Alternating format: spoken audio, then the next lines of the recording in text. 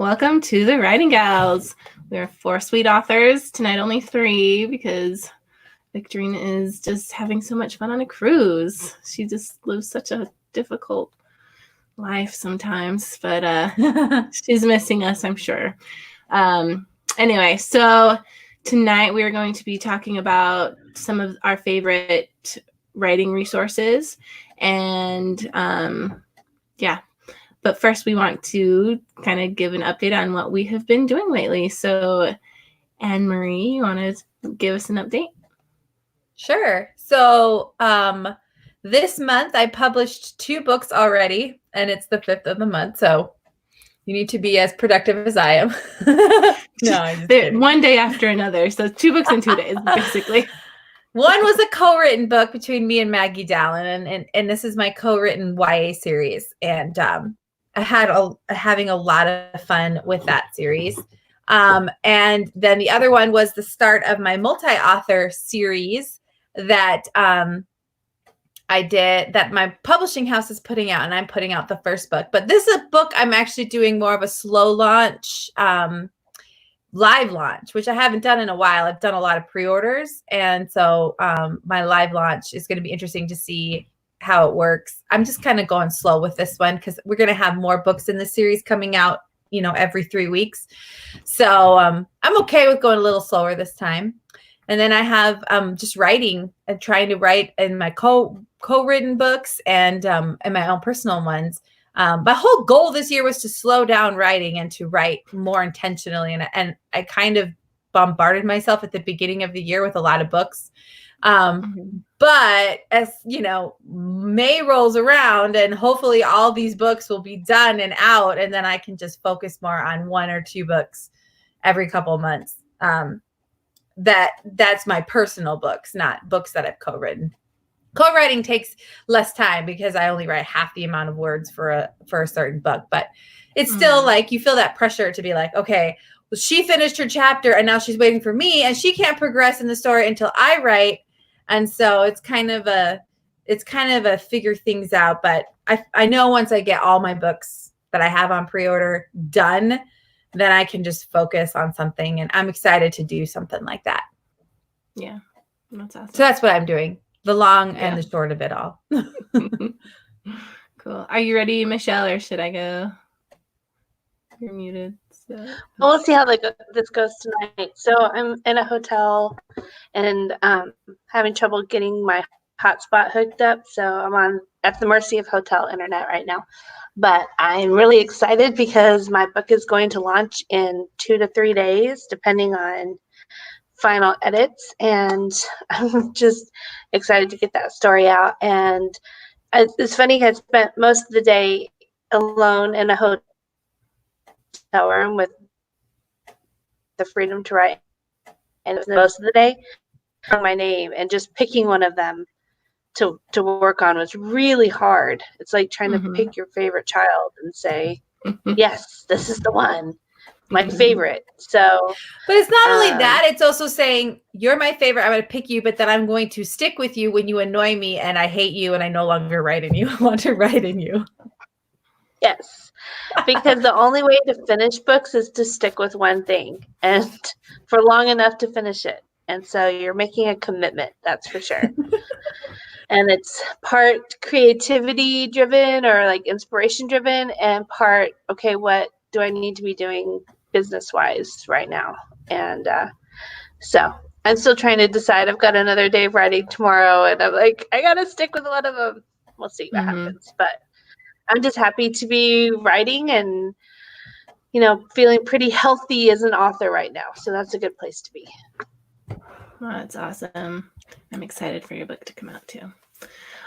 For me, I have been writing on the same book I've been writing on for a while, but I'm hoping that I'll be to 30,000 words tomorrow.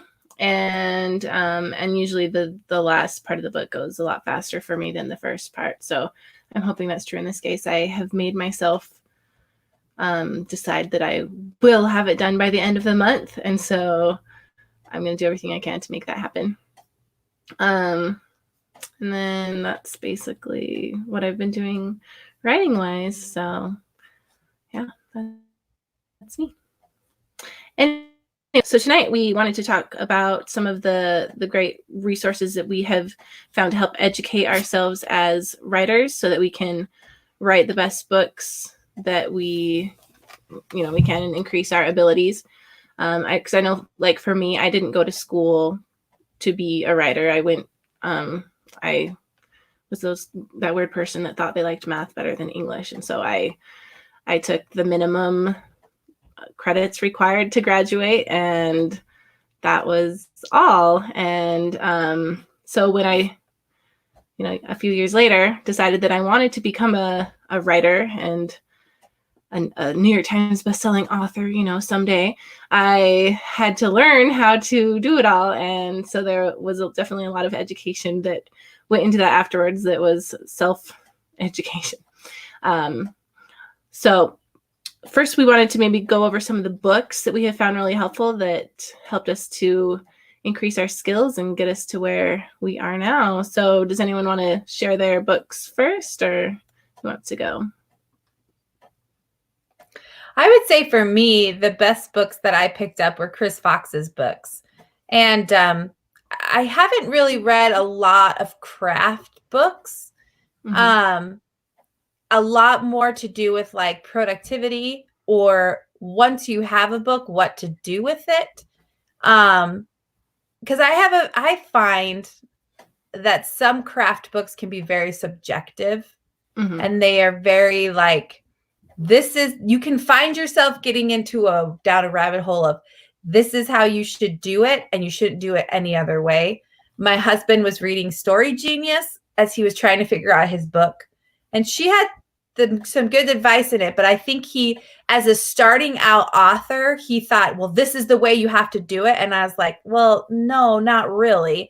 And it was kind of hard for him to be like, take some of this advice, but don't take all of it. And I think a lot of starting out authors will do that, or when they hear another author speak and the author's like, you cannot, as an author, do X, Y, or Z. And then as a starting out author, they're like, oh, well, I can't do that, and you're like, well, that's not necessarily true either. So I haven't read a lot of craft books, but yeah, I would say for me, it was Chris Fox's books. But yeah, we'll just leave it at that. Okay. Is my internet working okay right now? Yeah, we can hear you fine. So you can't see me very good? Well, we can be a good thing. You're just a little blurry sometimes. Just sit really still and don't move. Well, that's not intimidating at all. Just call me the blur, like the car on Little Rascals. Okay. So Amy mentioned Story Genius, which is on my list. I'm currently reading it, and there's a lot of good stuff in there. Like she said, like you pick up and put things down depending on what you need or what works for you. Bird by Bird by Anne Lamott, more as a writer's sort of self-image kind of help. Pick you up. Yeah, like how to do. She has a great chapter on how to deal with jealousy, that's directed towards other authors, and self-esteem, and just a lot of that part of writing, which is really helpful and important. You get in as much as you do in craft, trying to survive this business. Romancing the Beat by Gwen Hayes is short and concise and helpful. So I think that's a great one to look into. There's one called Hook Your Reader by Tamar Sloan that goes into the psychology of why we read stories and what drives people to keep reading them. I got a lot of great stuff out of that. Anything by Cam Weiland, but I'm specifically going to mention 5 Secrets of Story Structure and 2,000 to 10,000. Yeah, I know that's. I was like, I gotta go for Judy. Okay, 2,000 to 10,000 by Rachel Aaron, which helps to teach you how to increase your word count from wherever you are to wherever you want to get to. So those are some books that I've gotten a lot of practical use out of. Cool. So for me, like one of the first ones I read was On Writing by Stephen King. I just read my review of that tonight to see how much I really actually liked it. And I guess I was kind of, but all these years I'm like, that was a good one. So I don't know how, but I liked the, mostly the last bit that was actually on writing. The first bit was kind of his own autobiography, and there was a lot of stuff in there I didn't really care about. And I was really sensitive to certain words at the time, and so I scribbled them out. I didn't want to have the curse words in there because I was really picky. So if you are looking for a clean read, that's not one for you. But there is some good tips at the back, and it kind of gives a story. I also like the 2K to 10K by Rachel Aaron. That one was really great. Another one that has helped me and that I still use all the time is called the Emotion Thesaurus. And that's just really good to help. Well, let me first say it's by Angela Ackerman and Becca Puglisi, something like that. I have a picture of the cover so that you guys can all just know, and because it's really, like, I use it all the time. Like every week I use it that I'm writing. There you go. So that's it. And in that, it just kind of helps you learn, because they always talk about show, don't tell. And so it really helped me show characters' emotions. And when I'm wanting a character to be angry or whatever, then I will look and see what kind of things they would be doing to show that they're angry, instead of saying it made me so mad or whatever. Mm-hmm. So that is like probably my most favorite of all the books that I've read, because I have used it so much. And then there was a time when I was trying to really learn how to outline and get a good the story structure of books, because when I first started writing, I just kind of did everything on instinct. And so then after a couple of years, I really wanted to really nail down story structure and understand it. And so a couple of books that helped me was the 5 Secrets of Story Structure by K.M. Weiland that Michelle mentioned. And also she had another outlining one. Oh yeah, it's called Outlining Your Novel. And that one was good. Another one was called Take Off Your Pants by Libby Hocker. This is This is what it looks like. I'm so high tech, y'all. Anyway, so that one was really good too, just to learn, because I always want to learn how to write faster. And it says, outline your books fast to be faster and better writer or whatever. And I'm like, yes, I want to be that. So that one was good too. Another one that really helped me like understand characters, it's not necessarily a writing book, but it's called Personality Plus by Florence Littauer. And that really gave me insight into personalities. It splits them into there's 4 main personalities, and each person, of course, has different levels of each personality in them. And it has like a test, and you can figure out what you are. But it also just helped me understand the different people in my life, and then the characters that I would write that might be like those other people, and just kind of give me a set of traits that they would all have, and just really get those characters nailed down quickly. And then also the Negative Trait Thesaurus by Angela Ackerman and Becca Puglisi, because at first I just made my characters all perfect, and they're just, great perfected people that didn't need a character arc. And so that helped me to make them real, because real people have all kinds of personality traits, and not all of them are good, and but they do make us interesting. And so that was helpful to me as well. And then another one that I actually just read it. I'd heard about it several years ago, but for some reason I didn't read it right then. But Big Magic by Elizabeth Gilbert is really awesome. And it's not like a craft book, but it's more like it helps you just kind of pick you up. It also kind of helps take off the pressure a little bit that you sometimes feel, or that I feel a lot, of writing. And so that one was really awesome. And I think those are all of the books that I had written down. So check them all out if you want Well, to. we have one more book that we need to mention, which is our new book that we just released. Oh, yeah. Which is The Writing Gals Best Right to Market. And Judy has it right there. You have a paperback? Or is that your mom? Yeah. It's my mom's. I'm like, I didn't even buy it yet. I really should. But I'm like, I have a copy of it already that I, enveloped. So I don't know. So we had a lot of fun. First of all, we wanted the book to be really conversational in tone, like our podcast, which is why it's the Writing Gals Discuss series.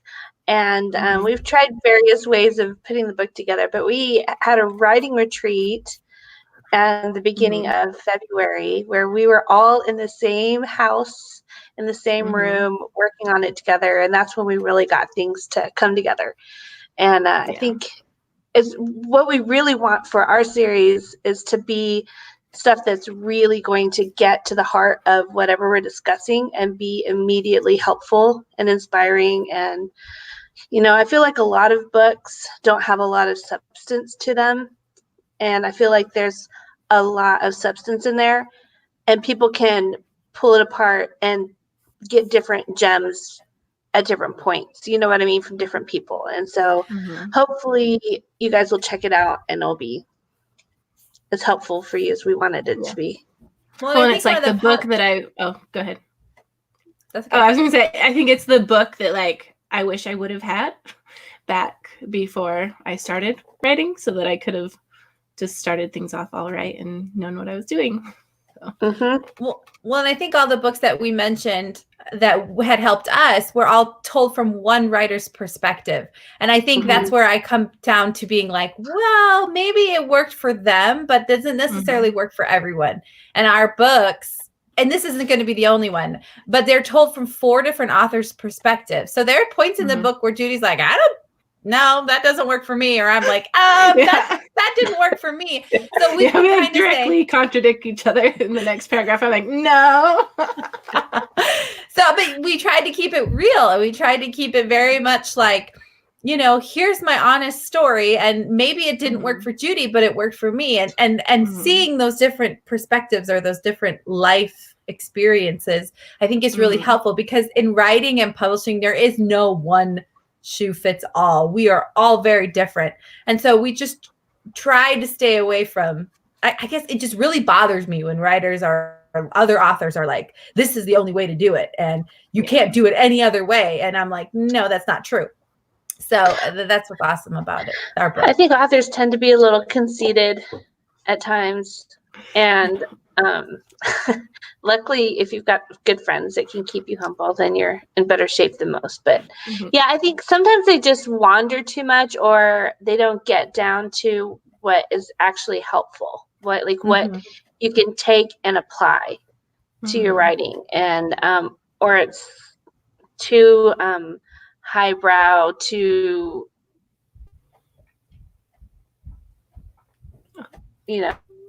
sometimes they just blah, blah, blah, blah, blah. And I'm like, I just want to know how to write my stories better. I don't need to know your life story all the time. So anyway, books are hard. I read a lot of books. I pick them up, I read them, I give them a try. And, if I can pull 1 or 2 things out of a book, then I'm happy with, the reading time I invested in it. But, the ones that we mentioned are the ones that I come back to a lot. Well, and you guys mentioned the 2K to, yeah. 10K? You guys mentioned the 2K to 10K. And I think I read that book. Yeah, I think I read it, but I can't remember if I read the whole thing. But like the one thing that I took away from that book was that she said, you want to enjoy what you're writing. And if you're bored with your book, your reader's bored with your book.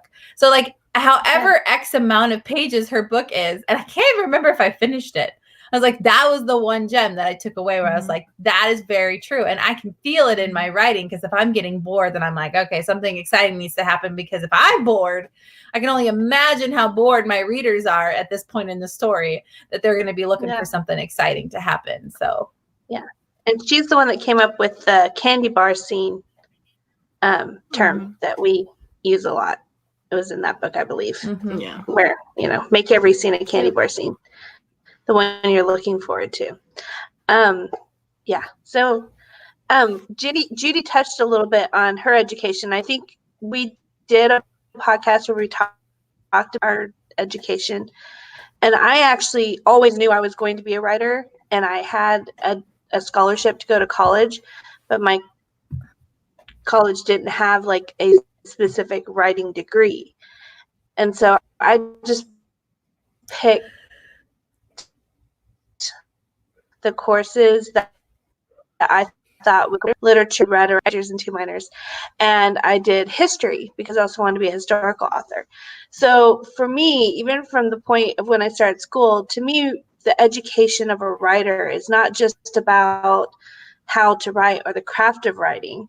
It's about all the things in life, like just taking in all kinds of interesting things, because we have to write about characters who do all kinds of different jobs and who come from all different cultures and backgrounds. And the more we understand about how the world works and how society and, all these things come together to form a person, I just don't think we should only about the craft of writing or the business of writing. I think the more we can learn about anything or everything is important. And I'll touch on that a little bit more when we get down into courses. But so I think that anytime you spend reading both fiction to learn how to write or how not to write, just reading and learning about any topic, especially if you know it's going out, is a good idea. So, yeah. Oh, and I forgot on my list, I actually had and other books that really helped were really good fiction books. So just reading really good fiction books, you can learn a lot from those.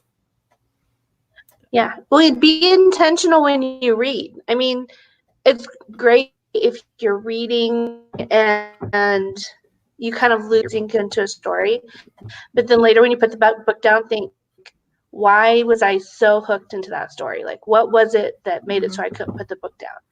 Or if you're struggling to get through a scene, try and figure out, why am I bored? Why am I losing interest? Try and really analyze when you read so that you can learn from it, enjoy or not enjoy a story. Yep. Awesome. Okay. Should we move on to podcasts next? Podcasts that we found very helpful.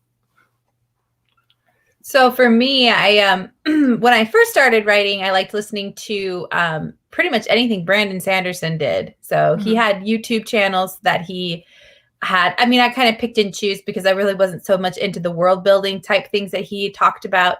But I listened to Writing Excuses. I remember walking on the track at the gym, just listening to episode after episode. And I think for me, it wasn't so much that I got a lot out of their things, because I can't even really remember. I just remember feeling really inspired every time I listened to them talk, because it just made me believe that I can do this. I can be a writer. And here are these people who, started out just like me and are now authors. And Brandon, I think he was always emphasized how you should finish a book, because I think he had or edit books, because he had like 13 books, and his 14th book was the one that he picked up because he refused to edit any of the previous ones. So it was just really inspiring to listen to. I also listened to Chris Fox's podcast. He's very inspirational in that sense as well. I've tried some other ones, the science fiction and fantasy one, but that was very much science fiction and fantasy, and I'm not really into science fiction and fantasy, but I did pick and choose from those podcasts. And then of course, Mark Dawson's podcast, I listen to that. I listen to that on a pretty regular basis. So I'm more of a writing and action kind of person. Like I don't have a lot of time to just sit down and read. So anything that I can listen to is a lot more effective for me. Even in the sense of doing my own fictional research, I prefer to do now it's Korean dramas, just because at the end of the day, I've stared at words all day long. It's hard for me, especially on my screen, to be like, let's go stare at words on the screen again. But if I find good books that really suck me in, then I'm fine. But so I do a lot of that listening or watching type stuff over reading, just because I get tired of, my eyes can get really tired after a while. Like everything starts to like blur. Yeah, audiobooks are a big thing for me. That's how I got Big Magic in a couple weeks ago. Because, yeah, like you, I don't sit and read a whole lot unless it's like first thing in the morning for a few minutes. So that's all. Did you want to say yours next, Michelle? The only podcast I listen to now. Can you hear me? Oh, we can hear you. Oh. The only podcast I listen to regularly is Cam Weiland's. I used to listen to Writing Excuses, and every once in a while I'll go back and catch up on whatever I'm at, and I bounce around to the others. Cam Weiland's is really good for just really studying the art of story and character and all those. I'm really, really interested in craft stuff. I should be more interested in the marketing and business side of it. But I love the craft stuff. And so that's kind of my go-to, but she's not super indie friendly. No. So not that she's anti-indie at all, just a lot of her advice is very directed towards a more traditional or slow output kind of mindset. Pace, yeah. So like I said, it's another one of those things where I take all the good stuff that I personally can use and then don't worry about the rest. But there aren't a lot of writing specific podcasts that I really listen to. But I just got started on one on Spotify called Ayer Today, which is about Georgia Ayer, one of my my absolute favorite author of all time. So for anybody who reads and writes Regency, you might check that one out. It's by Sarah Process, and just all kinds of really good stuff, which I find really interesting and fascinating and helpful. So cool. Those are my podcasts right now. Yeah.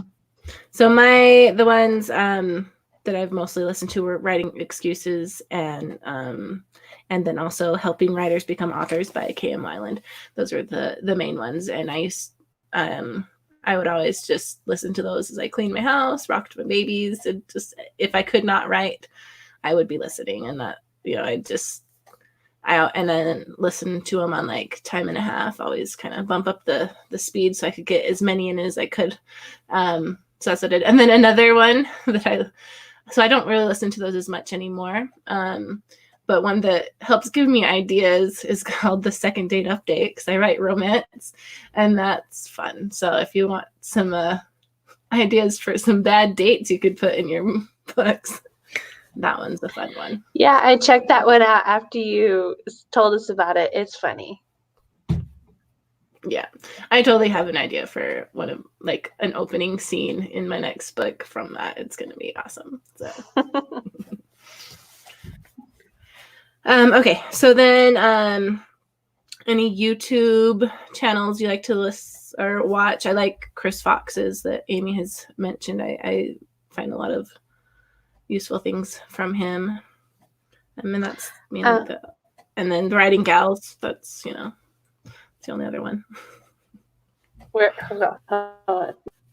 I can't put it in our slogan up.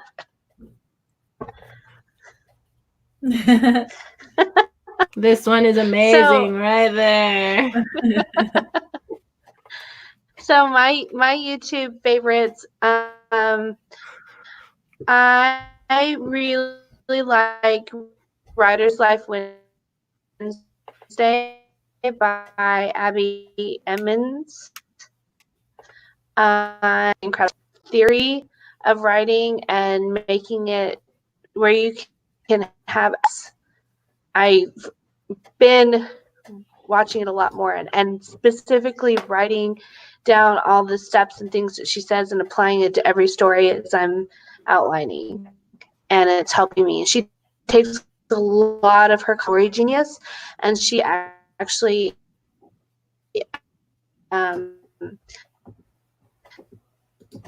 suggests that you read that book. It's accessible, I think, practical, and she's got a lot of really good stuff on her channel. I took her course.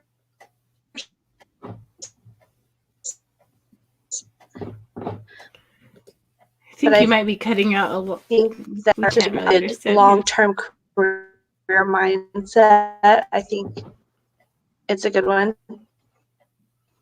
What? You're kind of cutting out a lot. I think you're talking about, for everyone listening, the Heart Breathings YouTube channel by Sarah Cannon. That one's really, really good also. Yes. And the Quick Cast by Becca Syme. Yeah. Mm-hmm. That one's good too. It's a great one. So I suggest you spend some time on that one. And because of Becca, I also took the Clifton Strengths Assessment. Mm-hmm. Recommend that people do, because I learned a lot about myself at a time when I was struggling, and I continue to kind of go back to that and try and learn more about how I work best. And it's really, really helpful to lead off on your strengths instead of letting your weaknesses kind of knock your feet out from under you. She talks a lot about that on the Quick Cast. Yeah, it sounds interesting. I need to take that. Okay. And then any courses that you have taken that you would recommend? I don't think I've really taken that many. I took Sarah Cannon's HB90 course, and that, I know, that was good to motivate me. I've done a lot of courses. And then I take all the courses that I've done and I create my own courses. So obviously I would say my own courses are the best. But you know, I always learn a little bit from every course. And if I ever find anybody who I think is doing better than me and they offer a course, I always take it. Just because it's just another thing in my, what's it called? Your Arsenal. Arsenal. Yeah, I'm like artisanal, but that's not right. My arsenal of things to learn or to get better at. I honestly think for me, I'm always taking more marketing classes, more marketing courses to be better at. But you also have to, like, depending on if they have done this course before, or if they're just starting out, you have to be understanding that maybe they're not going to get it out as, like, I'm a very fast, like, tell me everything right now, I'm going to go do it. And there's some people who have courses that are not quite ready for that type of pace.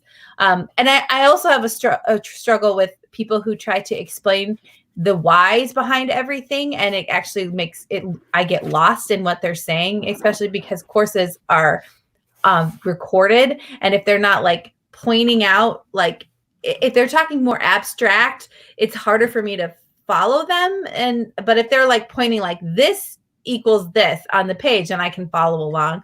So I do struggle in that sense, but I always suggest taking courses like, they're great, especially if you're not the best at marketing, or you're not the best at your newsletter, or you're not the best at all these other things. I definitely suggest taking them. I've taken Skye Warren's Facebook ads course, which was good. But again, she talks very much about, you need to do it this way. And I'm like, well, doing it that way has never really worked for me before. I'm willing to try it, but you have to be willing to kind of, you know, take what she says and be like, well, you also have been doing this for a long time. You have an audience that expects this type of, you know, ad. Anyways, I'm currently taking Felicia Beasley's AMS ads course, which is very informative. I'm learning way more about AMS than I ever have, but she's really slow at putting out videos. And she is one that explains a lot, and I get lost in her explanations. And I have signed up for the Newsletter Ninjas course. I've taken Mark Dawson's course, and I love his course because every time he updates it, if you've purchased it before, you get all the updates for free.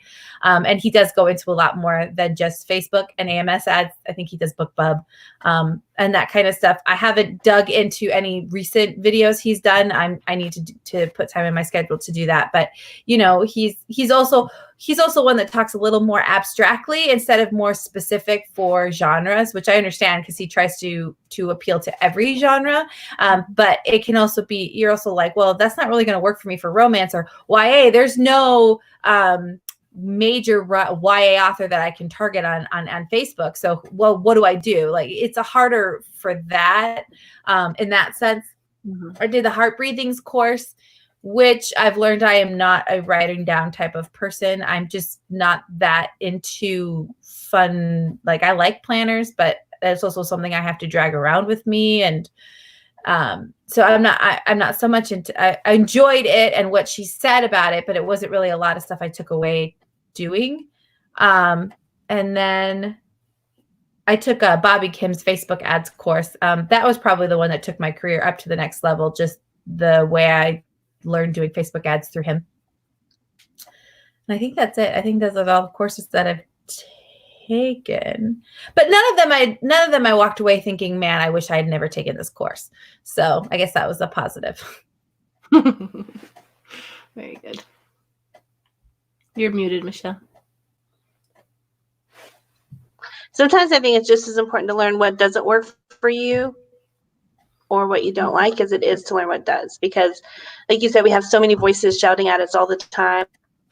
Like, come, I know what I'm doing. Come follow me. Come listen to me. And you hear it all the time. And sometimes it's good just to like try something and evaluate it and cut it out if it doesn't work for you. So there's a benefit in that too. So a lot of courses necessarily. I do have a subscription to the master classes, which I'm sure you've all seen advertised. And so I was just going to tell a little bit about my experience with them. So personally, I think they should be called beginner classes by masters instead of master classes.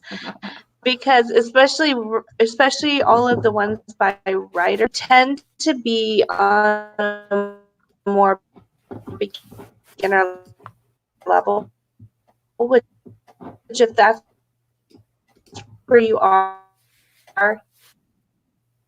then that's great. But I felt like I was being sold this idea of Shonda Rhimes, even though she does like screen or television, probably one of the most helpful. And Dan Brown, I learned some style. I got Atwood, James. And I mostly learned, I think, how to use ghostwriters from him, which I don't know if I would ever be brave enough to do that.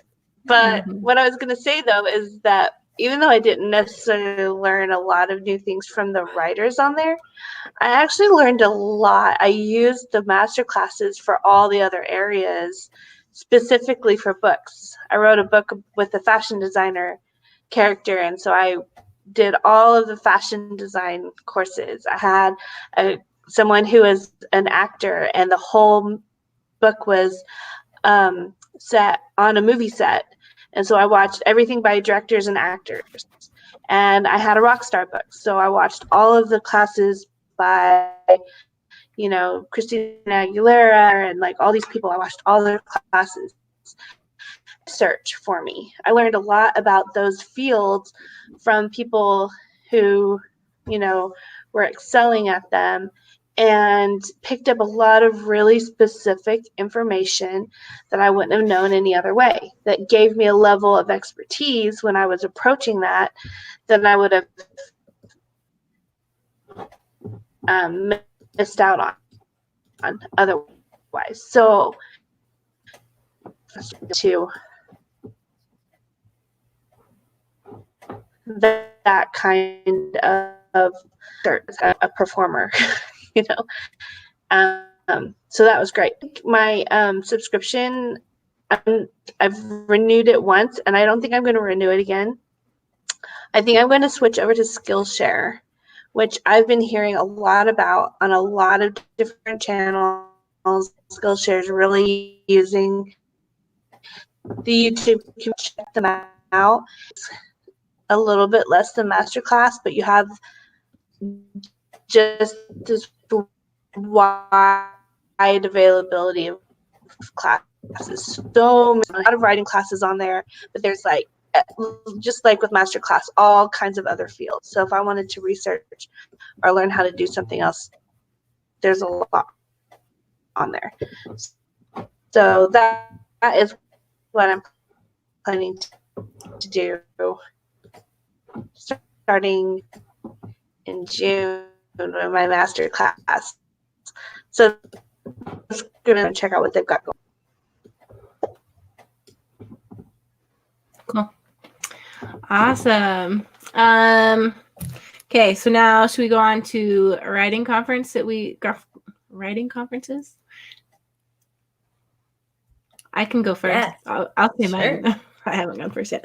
Okay. So I've been to, most of them are in Utah because that is where I live. And so my very first one that I went to was called Writing for Charity. And that was really good. I'm not sure if they still do it. I think they might have switched the time of year, but so I liked that one. And then another one that's like a smaller scale one, but also has a good variety of classes is the Kanab Writers Conference. And that one I really liked. They actually had like a self-publishing seminar right before I started self-publishing. Like it was the November before I did.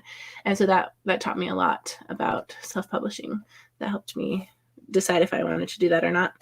And then the Storymakers Conference is the one that I have gone to the most. I've probably been to it like 4 or 5 times. And that one's really helpful. It has a ton of classes and a lot of people also. I think it has like 700 people there and it sells out really, really fast. So if I think it sold out for this year in like 15 minutes maybe. So, but that one is really helpful too. I've went to a lot of really good classes there. And if you are in Utah, it's a great one to check out. So yeah, those are the ones I have. Oh, and the 20 books to 50K. I went there and it was pretty good. It was more, I think a lot of it would be more helpful to people just getting started. And that's what a lot of like writing conferences are too. If you're just getting started in writing, then they're really, really beneficial. The more you've gone, the more it's just about networking. Usually I now go to a lot of them just to hang out with my friends. So yeah. For me, I've gone to one local writing conference and I don't even know what it's called. But it was a day conference. This is back when I was trying to get traditionally published. I actually pitched to agents there. And it was good. I think if you go to conferences, you really kind of need to go to like a multi-day conference because just a lot gets shoved into one day and it's hard to decide which ones to go to. So I've gone to that one. I've gone to the Nebraska one that Victorine hosts. And that one's really good. It's a smaller conference. But it's kind of nice because it's more of a group of different type of writers instead of just like a romance one or a sci-fi one or anything like that. So that one is a good one I've gone to. I went to the SMEA, which is I don't even know what it is. Storymakers and Indie Author Hub. Is that what it is? Indie Author Hub. So I've gone to that one. That one's another smaller one.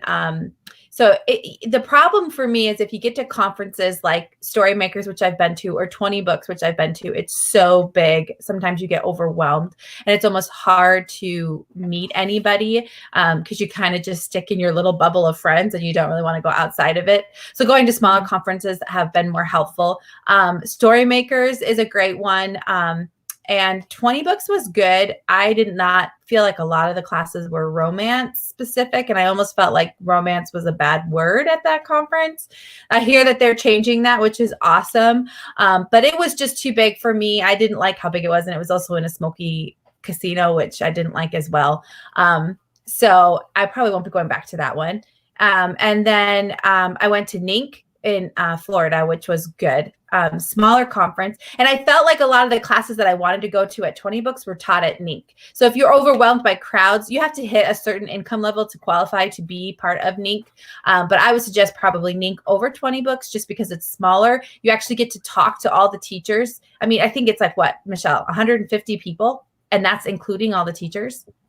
Well, I think it was a little bit more than that, but the teachers were very accessible throughout the whole conference. Yeah, and it was small, and you got to be like right up there and chatting with people. So I really liked NINC a lot just for the smaller aspect of it. And I felt like they had good classes. And then I'm going to Romance Author Masterminds in December, which is the one that Skye Warren puts on. And that's the one that I am most excited about because it is all about romance and it's all a big name romance authors. Oh, hold on. I also went to RWA, but it was a bunch of romance authors that are killing it in the genre, and it's very marketing specific. So this is like, I'm like, this is my jam. This is where I need to be. And then I also went to RWA, but that was a joke. I would never go back to RWA. It was just, the class options were awful. They're not very indie friendly, besides the class that I taught. And I went to one other person's class, Jane Raylan's, which I really liked. But all the other ones, it was just not interested in me. And it could be the fact that I was in New York and I was with my husband and we wanted to go tour, but there was nothing really there that I was like, oh my gosh, I have to go to this class. All the classes were just kind of weird and abstract, very steamy oriented. So I really wasn't sure what I was going to be able to get out of it. But maybe somebody has a better experience with RWA, but that was my personal experience. I went to 3 classes the entire time I was there and I paid a lot of money to do it. So I'm like, yeah, I'm not going to go back to there. If I go back to New York, I'll just go back and spend time with my husband instead of have a conference that I'm feeling guilty that I'm not going to.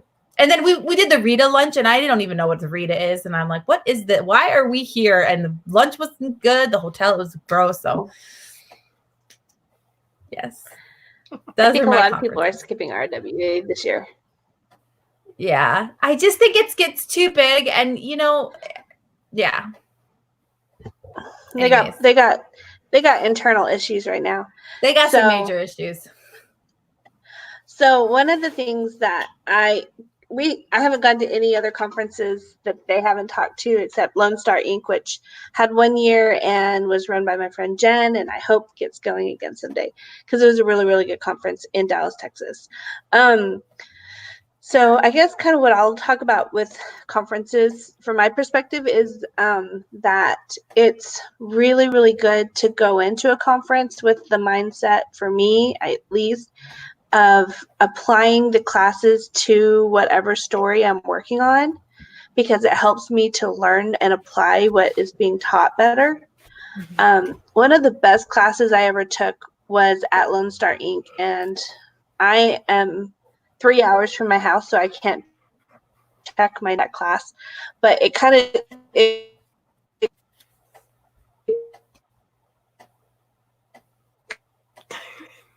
she is so clear and I was so excited. And then she keeps freezing. Completely changed, and we'll see if I ever come back. Am I back? Yeah, you're back. You were talking about a class that was really good. It was a class about theme, and it changed the way I write. And that will occasionally happen. Sometimes you'll go to a whole conference and you'll go to 1 or 2 classes and they aren't what you hoped they would be. Or maybe you learn 1 or 2 things, but overall you spend the whole time doodling in your notebook. That happens a lot. Look for that. Everybody's being super patient with me tonight. But we all want to know what you're going to say. But yeah, and at some point, I think people get overwhelmed with conferences, just like they get overwhelmed with learning from books or podcasts, or like there's just a wealth of information out there.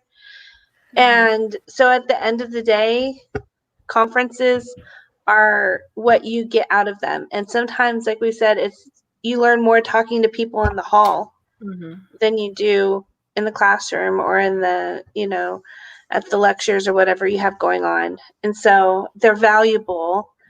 I encourage it. I also have to balance it with, okay, what does my family need? Like how much can I be gone during a year when I have 4 kids at home? So when I choose to go to a conference, you know, I have to be very selective about it. And so, you know, that's definitely something to take into account. I know a lot of people listening to this have a hard time affording conferences because of the travel expenses and the registration expenses and the vacation they have to take from work and, you know, all those different considerations. And so it really can be a financial investment in it. But I would say, you know, if you can't afford it, start slowly, go to smaller ones first where you can, you know, learn your footing. And just because it's a small conference doesn't mean that the classes aren't good or that the teachers aren't good. So just listen to word of mouth recommendations and maybe try and choose conferences that are in your local area so that you have fewer expenses, and look around. One of my writing conference goals is a historical writing conference that I think every other year is in England. And I'm wanting to get to that one at some point, but probably not going to happen this year. I think it was in the New England area this last year, but next year it's in England, and I don't think I could go, or this year. I don't know, but that would be fun. Yeah. Just to go to England. I'd love that. I know, right? So let's talk about our conference, because we have pulled what we loved about the conferences and decided that we're going to give the whole thing a try. And I'm sure if you watch our channel or you're on our Facebook group, you've seen that we are going to be holding a conference in the Salt Lake area. Actually, I think it's in Sandy, Utah, at the Salt Lake Valley Community College campus, August 6th through 9th. Did I say that right? 6th through 8th. Sunday, you have to go home. Well, anyways, we won't be having classes. You can stay if you want. But registration for our conference opens on March 15th.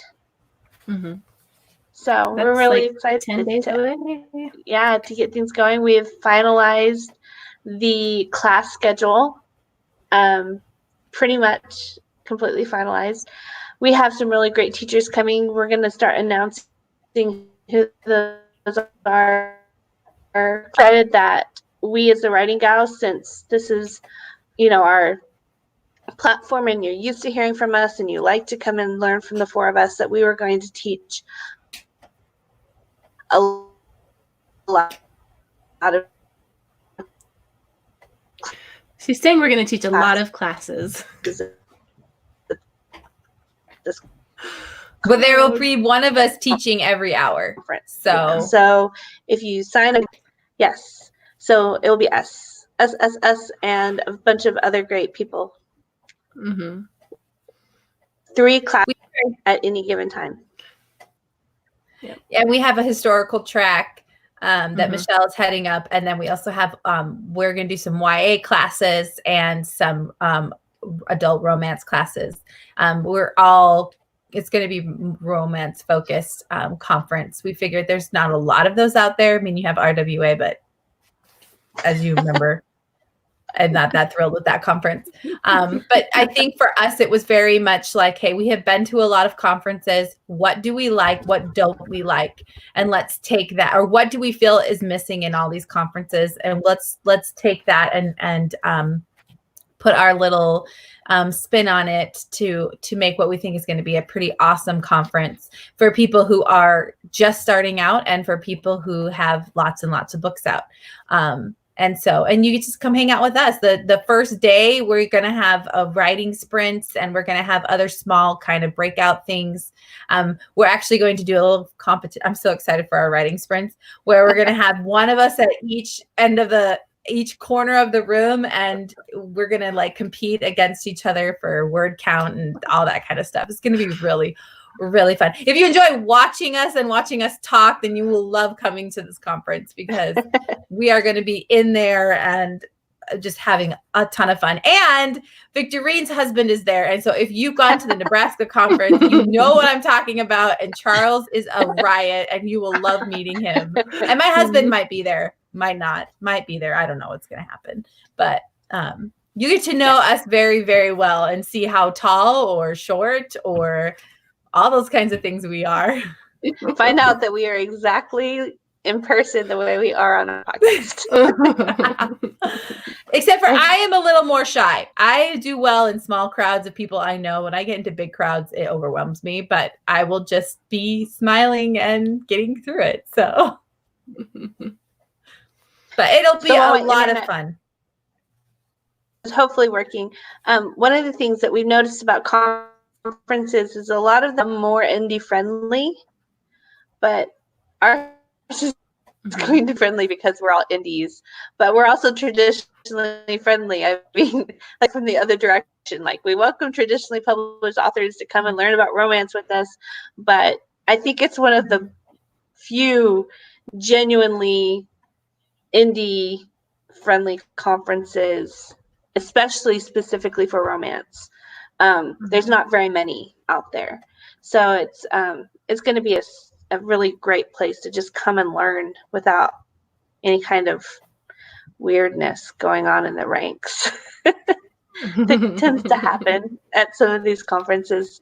I've been to a few where indies, are still trying to gain the respect that we deserve. So I don't know if you guys feel the same way, but I do. And we're not going to do anything like First Chapters or the Writing Gals Award or anything like that. We are going to keep things where they should be and talking about writing and publishing and making money in this on platforms and all that kind of stuff. So, but we'll be announcing the teachers as well. So put it on your calendars, March 15th. Registration opens. We only have a certain number of slots because we weren't sure how many people were going to come or not. So make sure you sign up quickly because I have a feeling they might go fast. We have over 12,000 people in our Facebook group now. So yeah, it's going to be a blast. Can't wait. Yep. We just got to keep this coronavirus thing, cross our fingers. Yeah. Yeah. I'm sure I think we'll be okay. Yeah. By then. More people are dying of the flu, so I think we'll be okay.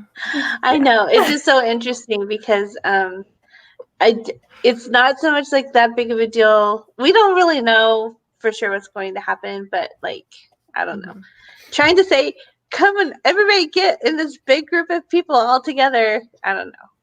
So everybody just slap me. Just say, Michelle, don't worry. Or just wash your hands and don't cough on people and don't lick people and don't share water bottles. And it'll be summer. Sickness isn't as big in the summer. No, it'll be just fine. Right. This is the one to go to because it's in the summer. That's true. It's at the end of the summer too. And we're gonna mist sanitizer in the air, so you should be fine. And Utah is a really dry place, and so nothing wants to live there. Nothing will live in the air. It'll just be great. Oh, that's a good point. Or there in general. So bring chapstick. And in the meantime, we'll just keep having our podcast and writing from our homes like hermits. I love all the memes out there that talk about preparing for coronavirus, and people are like, introverts are like, I've been preparing for this my whole life because they don't want to go out. I think that's funny.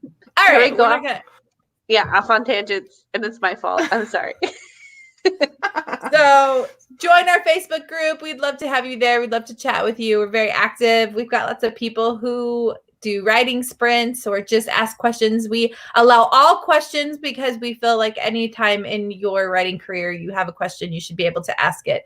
But if you post anything with swear words or bad things in it, we will delete that. So just keep that in mind. We are a clean, sweet area for people.